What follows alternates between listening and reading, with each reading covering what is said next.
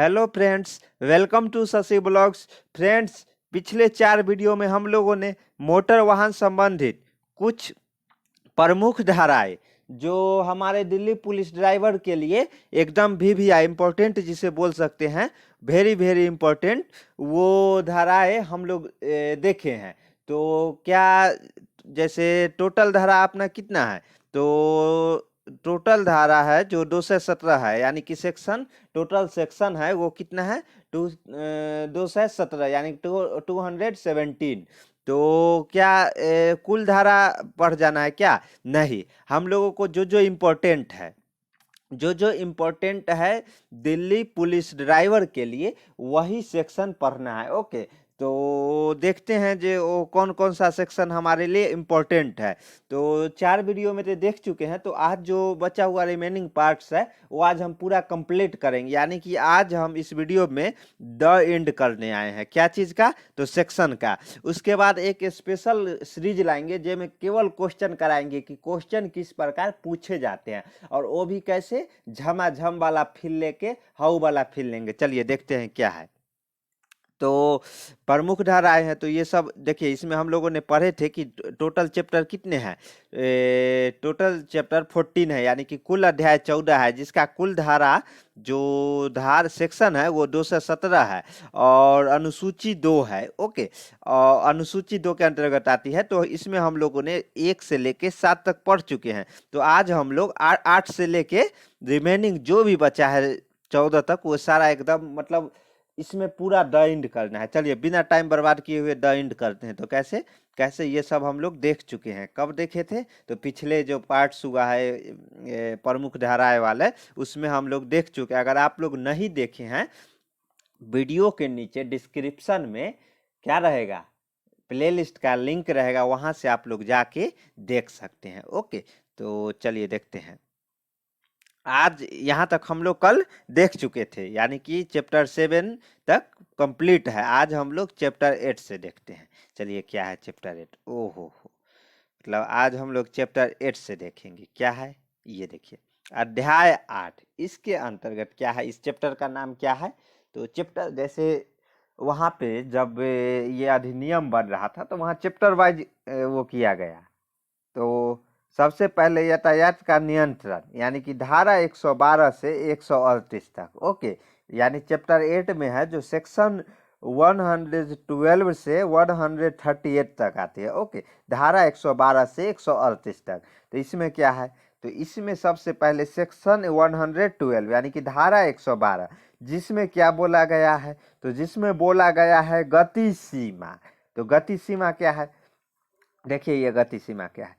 कोई भी व्यक्ति किसी सार्वजनिक स्थान, सार्वजनिक स्थान मतलब जो रोड हो गया जहाँ पे बहुत सारे लोग रहते हैं, जिसको हम लोग सार्वजनिक स्थान बोलते हैं।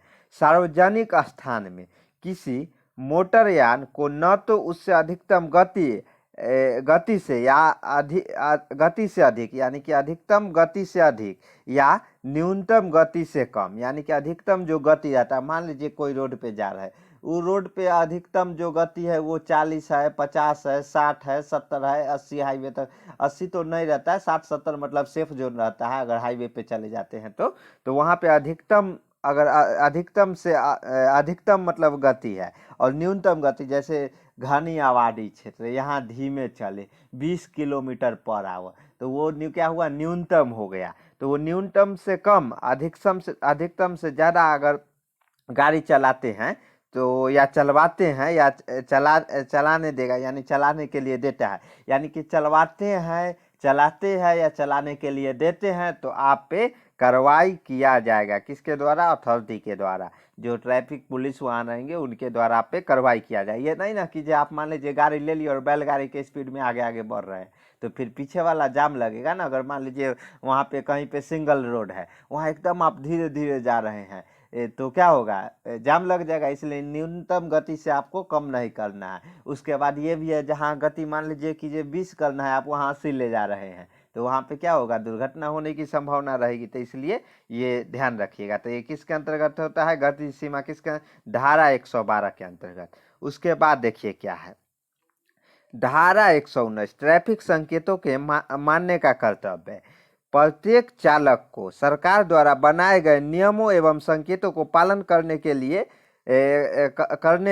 करते हुए तथा यातायात के नियंत्रण कर रहे पुलिस अधिकारियों के आदेश को पालन करते हुए वाहन चलाना चाहिए। यानी कि प्रत्येक जैसे ट्रैफिक पुलिस मान लीजिए कि जो ट्रैफिक जितना भी संकेत है वो दे दिया गया, तो वो एक कानून बनाया गया है ना, जो इस कानून के अंतर्गत रखा गया है। और उसके बाद ये भी है जैसे धारा 245 के अंतर्गत रखा गया है। उसके बाद ये भी है कि जो धारा 119 के अंतर्गत सपोज आप मान लीजिए पकड़ा जाते तो पूछ लीजिएगा कहाँ पे लिखा हुआ है, तो भैया कहाँ पे लिखा हुआ है, तो देखिए धारा 119 में लिखा गया है। क्या लिखा गया है कि जो भी ट्रैफिक रहेगा वो उसको आपको पालन करना है, अगर पालन नहीं कीजिएगा तो आप पे कार्रवाई किया जाएगा। चलिए नेक्स्ट देखते हैं। नेक्स्ट क्या है, देखिए क्या है। धारा 123 वाहन की बाहर लटक कर यात्रा करना निषेध है। यानी कि एक लिखे हुए देखते हैं, लटकले तो गेले बेटा, ये क्या है, लटकले तो गेले बेटा कहने का मतलब है यही धारा 123 है, जो लटकले तो गेले बेटा। यानी कि अगर लटकते हैं या तो एक्सीडेंट होइएगा तो आपको नुकसान होगा, और अगर पकड़ा गए तो पुलिस आपका जो रहेगा ट्रैफिक पुलिस वो आपको नहीं छोड़ेगी। ओके, तो यही है। उसके बाद देखिए धारा 124 धारा सेक्शन 124 टिकट या पास के बिना यात्रा करना निषेध है। यानी कि सरकारी बस वगैरह में अगर आप बिना टिकट के यात्रा करते हैं या प्राइवेट बस में ही आप बिना टिकट के यात्रा करते हैं तो इसके तहत आप पे कार्रवाई किया जाएगा। ओके, उसके बाद देखिए धारा 129 धारा 129 में क्या बोला है, हेलमेट लगाना अनिवार्य है। यानी कि 4 वर्ष से अधिक उम्र के व्यक्ति को, यानी कि आप 4 वर्ष तक अगर आपका कोई बच्चा है कोई है तो उसका हेलमेट आप नहीं लगा के चलिएगा तो कोई दिक्कत नहीं है, लेकिन 4 वर्ष से अगर अधिक उम्र के व्यक्ति हो गया, बाइक पे आप बैठाते हैं तो उनको और आपको सबको हेलमेट लगाना अनिवार्य है, मतलब जरूरी है। ओके, चलिए नेक्स्ट देखते हैं।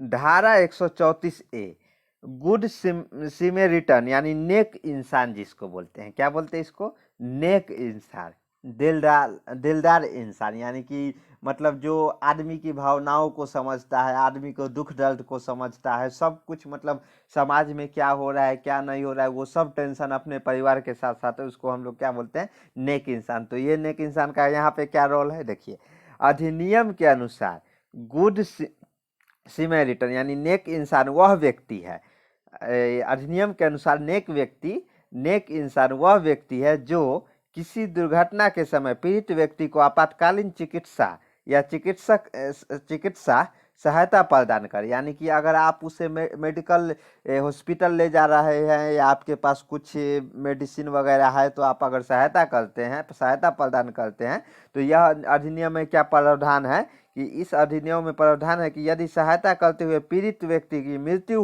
हो जाए, यानी कि जब आप सहायता कर रहे हैं आप पीड़ित व्यक्ति की मृत्यु हो जाए तो तब भी गुड सिमेरिटन नेक इंसान व्यक्ति यानी कि नेक इंसान व्यक्ति किसी प्रकार के कार्यवाही के लिए उत्तरदायी नहीं होगा।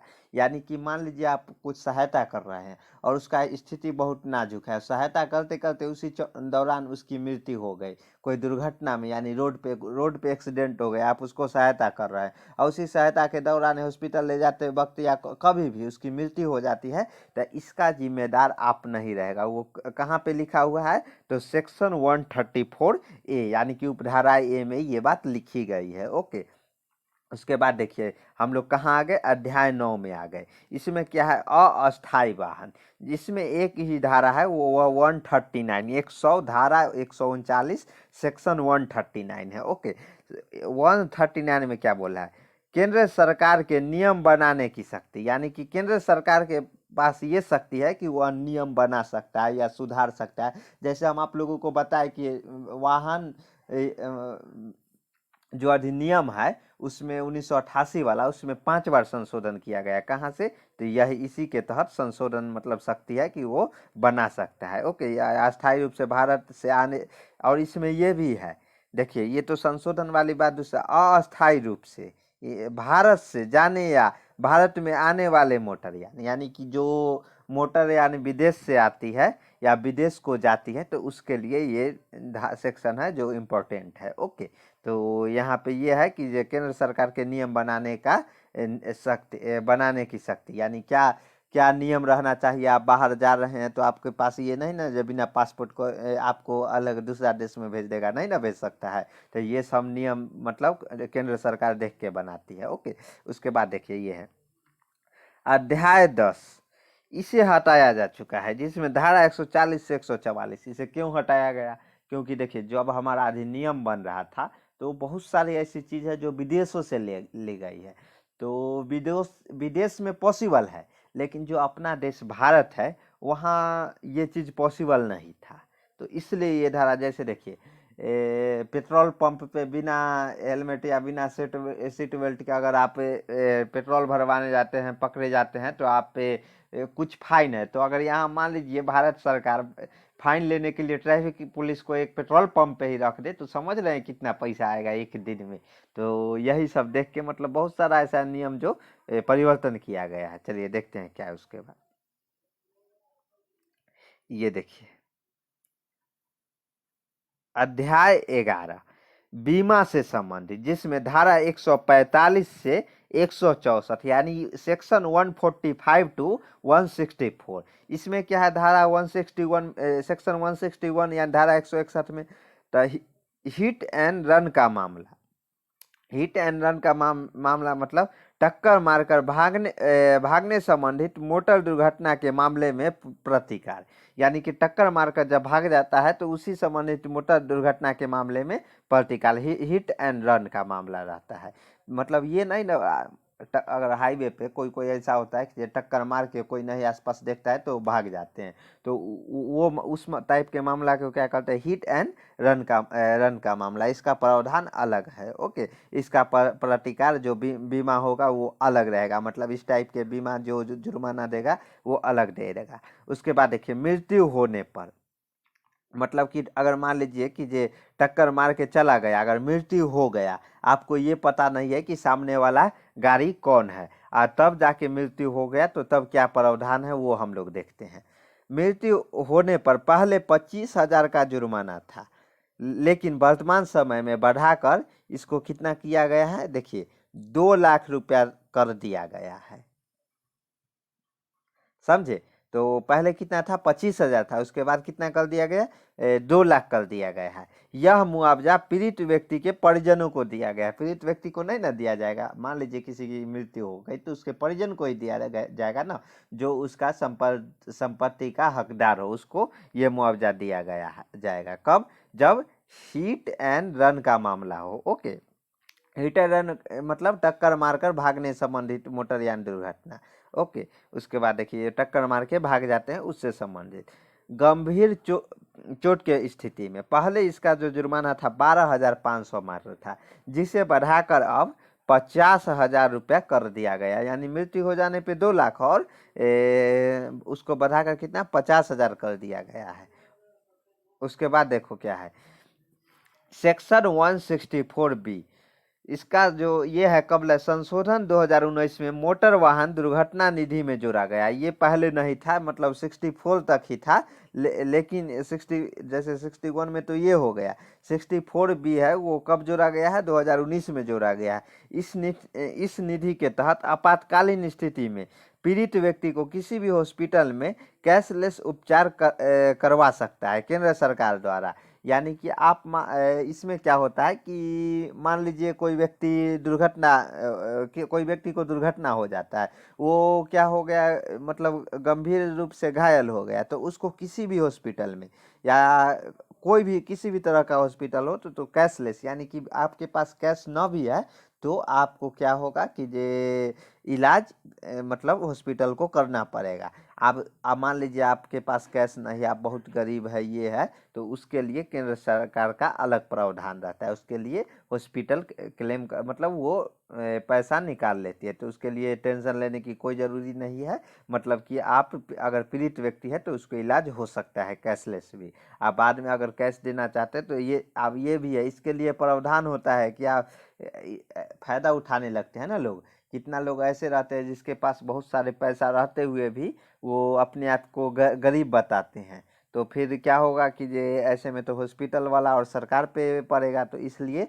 बहुत सारे नियम बनाए गए हैं, तब जाके वो सब कुछ देखा जाता है। ओके, तो वो सब नियम जरूरी नहीं है उतना, आप लोग मतलब एग्जाम के व्यू से उतना जरूरी नहीं, लेकिन हम नॉलेज के लिए बता दिए हैं। उसके बाद देखिए अध्याय 12, ये चैप्टर 12 में क्या है, दावा अधिकरण, मुआवजे से संबंधित, जिसमें सेक्शन 165 टू 176 है के अंतर्गत है।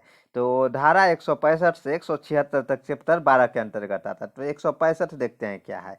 तो सरकार, राज्य सरकार के द्वारा दावा अधिकरण यानी क्लेम ट्रिब्यूनल का, यानी कि दावा अधिकरण क्लेम कैसे कर सकता है, तो वो देखिए गठन किया गया है, जो पूरे राज्य में एक या एक से अधिक दावा अधिकरण हो सकते हैं। यानी कि इसके अंतर्गत 165 के अंतर्गत राज्य सरकार के द्वारा दावा अधिकरण, मतलब आप दावा कर सकते हैं। जैसे ये है देखिए बीमा है, तो बिना उसको दावा किए हुए, बिना वो किए हुए आपको कुछ नहीं ना मिलेगा।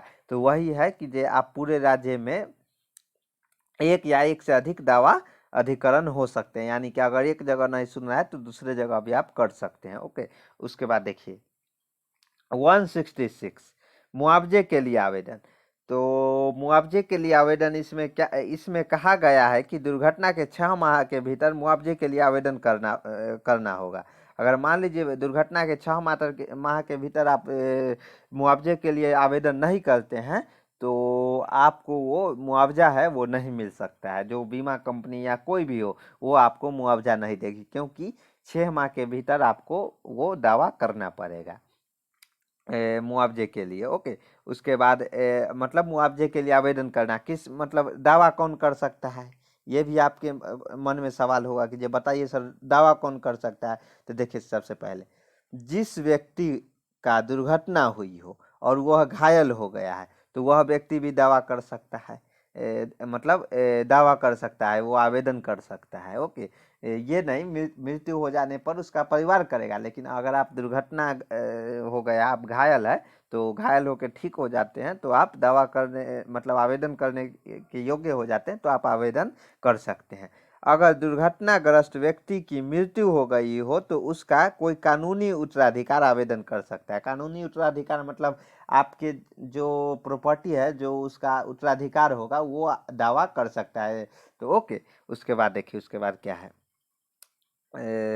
मान लीजिए अगर दुर्घटना व्यक्ति ग्रसित मृत्यु हो गई है, तो उसका कोई कानूनी उत्तराधिकार आवेदन कर सकता है। कोई व्यक्ति का अगर दुर्घटना हो जाता है, तो उसका जो हकदार रहेगा, तो वो हकदार जाके आवेदन कर सकता है।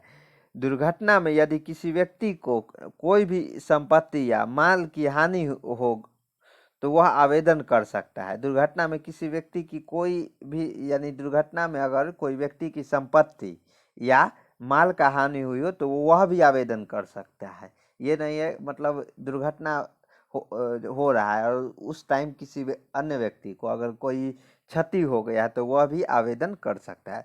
ओके, अगर किसी व्यक्ति को खुद आवेदन करना नहीं आता, तो अगर वह चाहता है तो कोई अन्य व्यक्ति भी आवेदन कर सकता है। यानी मान लीजिए जिसके घर में कोई किसी के घर में वो दुर्घटना हो गया और वो व्यक्ति को आवेदन करने नहीं आ रहा है, तो उसके जगह कोई अन्य व्यक्ति भी आवेदन कर सकता है। ओके, उसके बाद या कानूनी सलाहकार उसकी जगह आवेदन करे, तो वह भी आवेदन कर सकता है। या कानूनी सलाहकार किसको बोलते हैं, जैसे वकील हो गया, जो कानून जानने वाला हो गया, तो उस लोगों को हम क्या कहते हैं, कानूनी सलाहकार। तो वो भी आवेदन कर सकता है, मतलब जो घर में दुर्घटना हुआ है उस घर चाहेगा तब। उसके बाद देखिए नोट इम्पोर्टेंट, मतलब याद रखने योग्य पॉइंट है, वो क्या है, मुआवजे के दुर्घटना के तारीख से 6 माह के अंदर आपको आवेदन करना होगा। तो वही है, मतलब अगर मान लीजिए किसी के घर में सबसे पहले हम लोग ये मनाते हैं हमेशा, एज मतलब ड्राइवर को हम लोग गाइड करते हैं, तो ये मनाते हैं भगवान न करे किसी के घर में दुर्घटना हो। तो यही है मतलब घटना के तारीख से 6 माह के अंदर आपका आवेदन करना होगा। यानी 6 माह के अंदर अगर आप आवेदन नहीं करते हैं, तो वो कंपनी वाले भी आपको मुआवजा देने से मतलब नहीं देंगे। तो इसलिए 6 माह के अंदर आपको ये एक उनको प्लस पॉइंट मिल जाएगा कि आप 6 माह तक कहाँ थे। ओके, उसके बाद देखिए सेक्शन 173 दावा अधिकरण के निर्णय पर 90 दिन के अंदर हाई कोर्ट में अपील दोनों पार्टी द्वारा। यानी कि मान लीजिए दावा हो जाता है, तो दावा हो जाने के बाद क्या होगा, 90 दिन के अंदर हाई कोर्ट में क्या होगा, दोनों पार्टी की ओर से 90 दिन के अंदर हाई कोर्ट में अपील करना पड़ेगा। अगर दावा अधिकरण का जुर्माना 1 लाख से कम का जुर्माना लगाया जाता है तो उसकी अपील नहीं की जाएगी। यानी कि मान लीजिए कोई दावा करता है कि और वो राशि है जो मुआवजा की राशि है जो 1 लाख से कम होगा, तो उसके लिए कोई अपील नहीं होगी। ओके, तो ये सब, और ये किसके अंतर्गत, 173 सेक्शन 173 के अंतर्गत आ रहे हैं। ओके, उसके बाद देखिए अब हम लोग आते हैं अध्याय 13 चैप्टर 13, जिसमें क्या है, अपराध दंड और शक्ति, जिसमें क्या है सेक्शन 177 टू 210।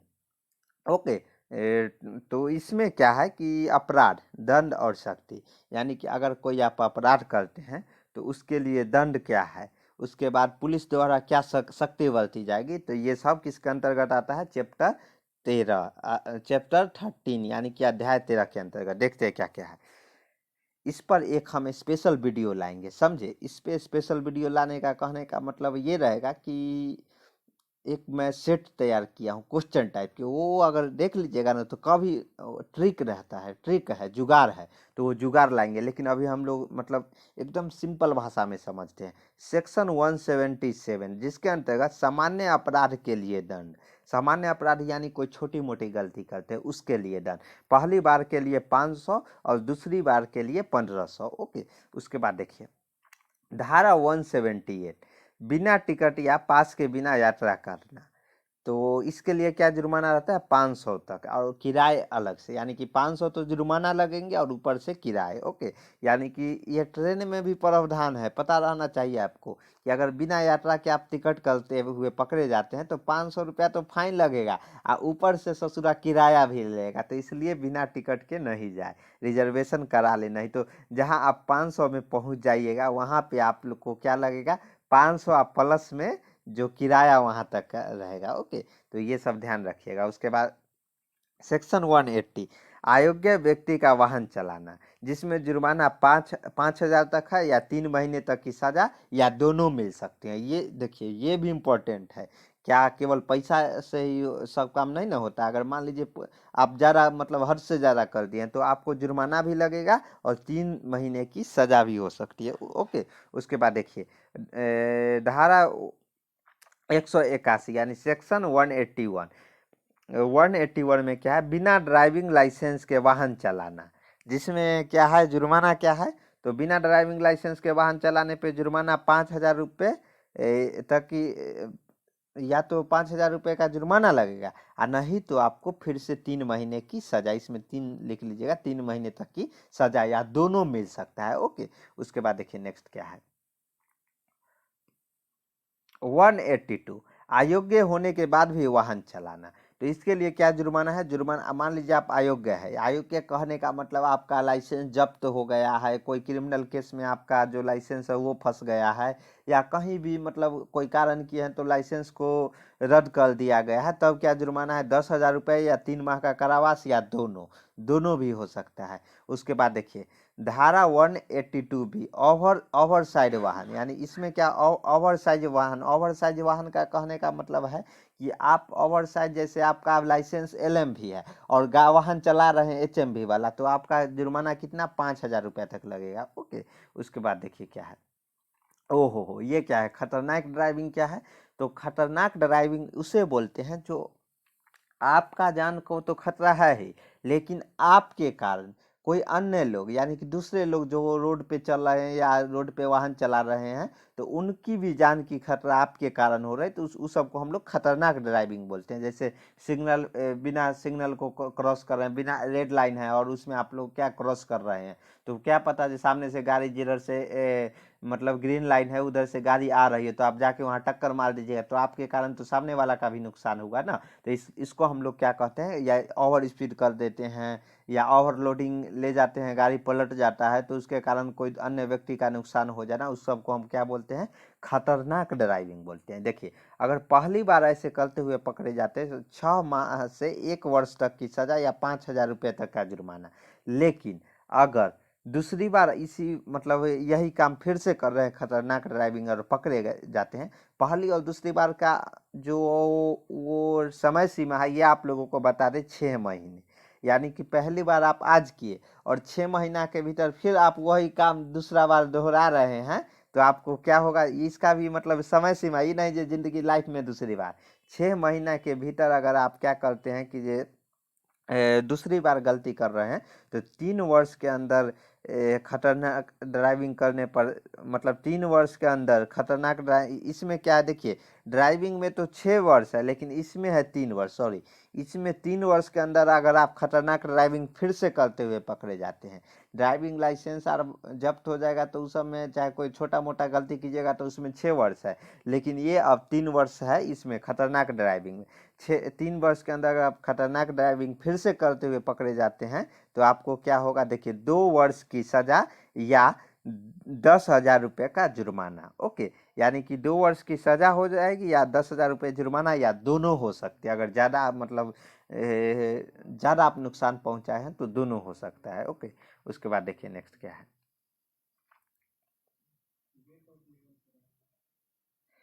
सेक्शन 185, शराब पीकर ड्राइविंग करना। शराब पीकर ड्राइविंग करना मतलब कि इसके लिए क्या जुर्माना है, तो इसके लिए 10,000 रुपया। क्या शराब के अंदर क्या आखिर मतलब कैसे पता चलेगा कि ये आदमी शराब पी के गाड़ी चला रहा है, तो उसके लिए भी कानून है। वो कानून क्या है तो वो हम लोग देखते हैं क्या है। देखिए 100 ml रक्त में 300 ml से अधिक अल्कोहल होने पे उसके लिए एक मेजरिंग डिवाइस, ये नहीं ना जो 100 ml आपसे रक्त जो ब्लड है वो निकाल लिया जाएगा, रक्त नहीं ना निकाला जाएगा, उसके लिए एक मेजरिंग डिवाइस रहता है जिसमें आपको मेजर कर लिया जाता है बिना ब्लड निकाले। और अब तो फूंक मार के भी मतलब देखते हैं, फूंक मारता है तो पता चल जाता है, तो मतलब कितना वो ब्लड निकाल निकाल के टेस्ट करते हैं, ऐसा नहीं ना होगा। तो 100 ml रक्त में 30 ml से अधिक अल्कोहल होने पर आप क्या नशे के हालत में पाए जाएंगे। ओके, अगर 30 ml से कम है तो आप नशे के हालत में नहीं है। ओके, उसके बाद देखिए क्योंकि अल्कोहल बहुत ऐसा चीज़ है, खाना कोल्ड ड्रिंक वगैरह उसमें भी पाया जाता है, तो ये नहीं ना कि अल्कोहल आप ले लिए और क्या हुआ, आप जो आपको जुर्माना बिना मतलब को मतलब दे रहा है, ऐसा नहीं ना होगा। तो आपके लिए इसके लिए पहले मेजरिंग डिवाइस से मेजर किया जाएगा। अगर 100 ml में 30 ml अल्कोहल पाए से अधिक अल्कोहल पाया जाता है तब आपको शराबी, यानी कि वही गाना सुने ना शराबी शराबी, तो वही तब आपको शराबी माना जाएगा और आप पे जुर्माना 10,000 रुपया ठोका जाएगा। ओके, उसके बाद देखिए सेक्शन 186 धारा 186, कोई व्यक्ति शारीरिक या मानसिक रूप से अयोग्य है, मतलब इसके अंतर्गत ये आता है कि अगर कोई व्यक्ति शारीरिक या मानसिक रूप से अयोग्य है तो वहाँ पे आपको मतलब गाड़ी नहीं चलाने दिया जाएगा, दोषी करार किया जाएगा और उसका जो मतलब परिवार के जो मेंबर है उन पे कार्रवाई किया जाएगा, यही सब है। उसके बाद देखिए सेक्शन 189 यानी कि धारा 189 जिसमें मोटरयान रेस, यानी कि आप मोटरयान को रेस करते हुए हाई स्पीड में गाड़ी ले जाते हैं तो अब क्या जुर्माना है 5,000 रुपये तक। उसके बाद नेक्स्ट देखते हैं धारा 190 क्या, असुरक्षित वाहन को सार्वजनिक स्थान पर ले जाने के लिए दंड का प्रावधान किया गया है। जुर्माना का रुपया मतलब असुरक्षित वाहन को, असुरक्षित कहने का मतलब जो रोड में गाड़ी ले जाने योग्य ना हो उसको हम लोग जबरदस्ती रोड में ले जाते हैं, तो उसके लिए जो दंड का प्रावधान है वो 250 रुपया है। लेकिन एक्सीडेंट होने पर 1,000 या 3 महीने, ये सब हम लेटेस्ट जो नवीनतम संशोधन 2019 में हुआ है उसके बाद जो जो प्रावधान लाया गया है, मतलब जो अपराध दंड लाया गया है वो हम बता रहे हैं।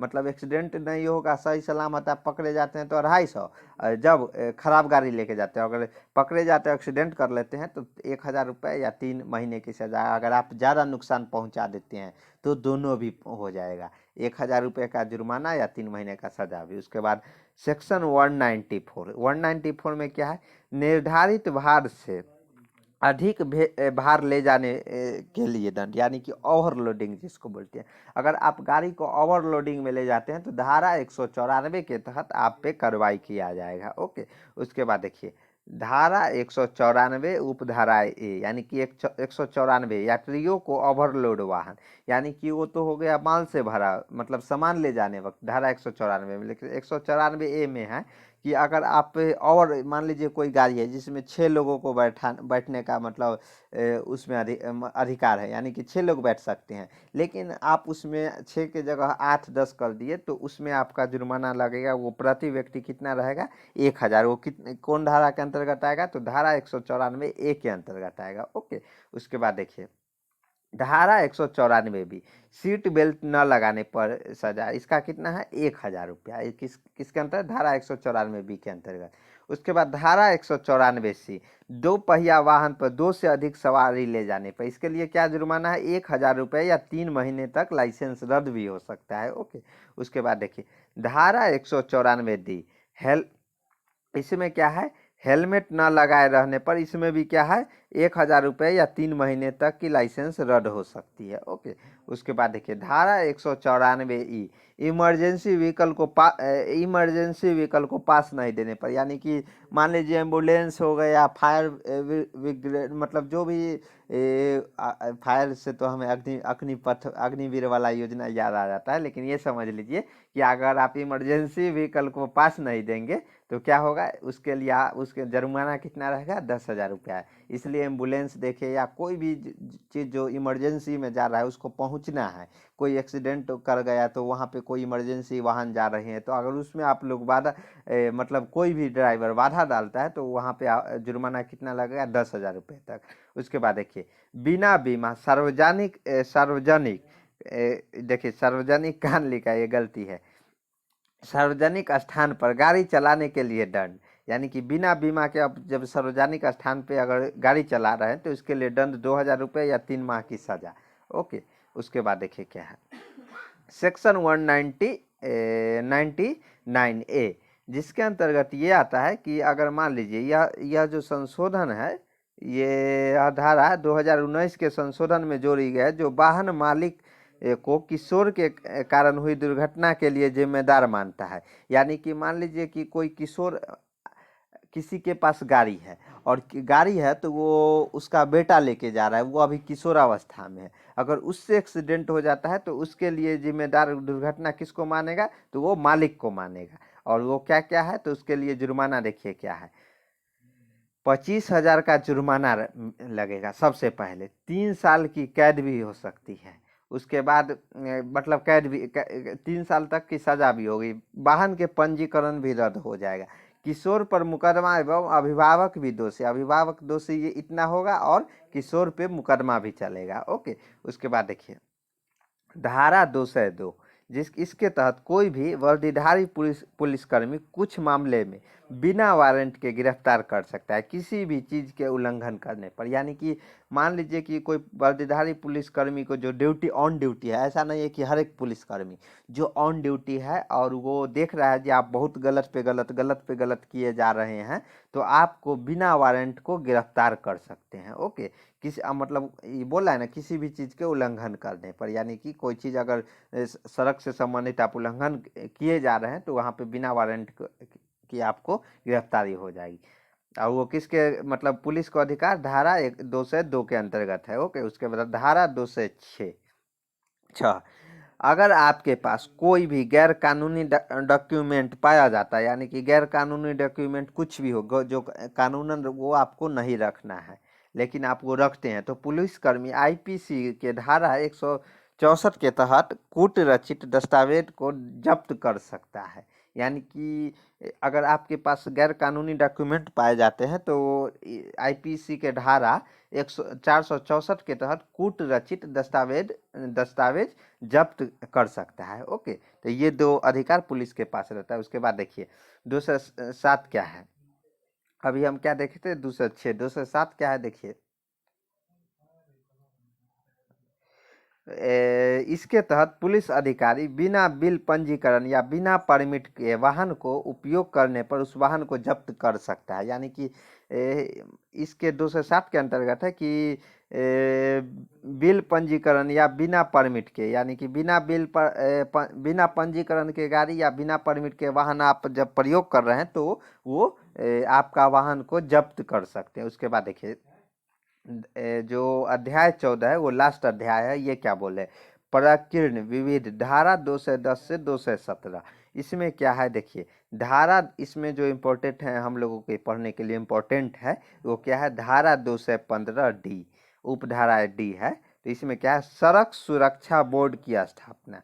यानी कि यह जो धारा है 2019 के संशोधन में जोड़ी गई है, इसके इसलिए ये इम्पोर्टेंट है, एकदम वीवीआई है। इसके तहत सड़क सुरक्षा बोर्ड की स्थापना की जाएगी। हर सड़क पर एक सड़क सुरक्षा बोर्ड लगा होगा जिसपे सड़क की जानकारियां प्रदर्शित की जाएगी। ओके, तो ये कब 2019 में न्यूनतम मतलब संशोधन में जोड़ा गया है, सेक्शन 215। तो 215 डी, इसमें क्या है, सड़क सुरक्षा बोर्ड की स्थापना। मतलब अब ये हम जैसे ये तो खत्म हो गया, जो इम्पोर्टेंट धारा है हम लोगों को पढ़ना था वो पूरा द एंड हो गया। तो अब हम लोग क्या करेंगे, इसमें कैसे क्वेश्चन पूछे जाते हैं। ये तो हम थ्योरी पूरा पढ़ लिए, लेकिन अब ये भी जानना होगा ना कि आखिर क्वेश्चन कैसे पूछे जाते हैं। तो उसका भी फील लेना अति आवश्यक है ना। तो उसके फील लेने के लिए हम लोग क्या करेंगे, तो हाउ वाला फील लेने के लिए क्वेश्चन सीरीज लगाएंगे, जो किससे रहेगा, मोटर वाहन संबंधी धाराएं से रहेगा। और वो कौन सा क्वेश्चन रहेगा, जो प्रीवियस ईयर मतलब जो भी प्रीवियस ईयर का एग्जाम हुआ है पुलिस ड्राइवर वाला, कहीं का भी हो, दिल्ली का हो, उत्तराखंड का हो, राजस्थान का हो, हरियाणा का हो, पंजाब का हो, यूपी का हो, बिहार का हो, तो ये सब मतलब जितना भी प्रीवियस ईयर वाला क्वेश्चन, बिहार में तो क्या होता था, केवल इंटरव्यू ये सब से लिए जाते थे और नॉन टेक्स्ट से ही केवल वो पूछे जाते थे एग्ज़ाम में। लेकिन यूपी में तो बहुत दिनों से एग्ज़ाम ही नहीं हुआ है, एमपी में वही स्थिति है। बहुत मतलब ऐसा स्टेट है जहाँ पे अभी बहाली नहीं निकाला है। खैर इस पे एक स्पेशल वीडियो लाएंगे, तो कब बहाली आएगा क्या आएगा तो देखेंगे। तो चलिए, ये तो द एंड हुआ, केवल इसमें क्वेश्चन लगाना है, यानी इसको जय हिंद द एंड होता है। तो एक बार बोल दीजिएगा, आप लोग जोर से बोलिएगा, जय हिंद।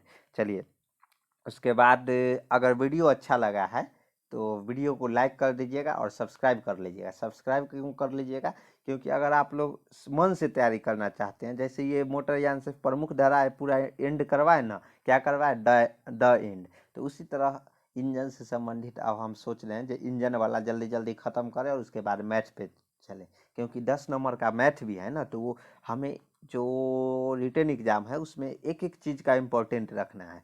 तो वो 10 नंबर का जो मैथ है उस पे देखेंगे, उसके बाद रीजनिंग देखेंगे, उसके बाद सामान्य विज्ञान भी देखेंगे। तो क्या करना है, खुशी खुशी चैनल को लाइक करना है, सब्सक्राइब करना है। और तब तक खुश रहिए, मिलते हैं अगले वीडियो में। थैंक यू, धन्यवाद, जय हिंद।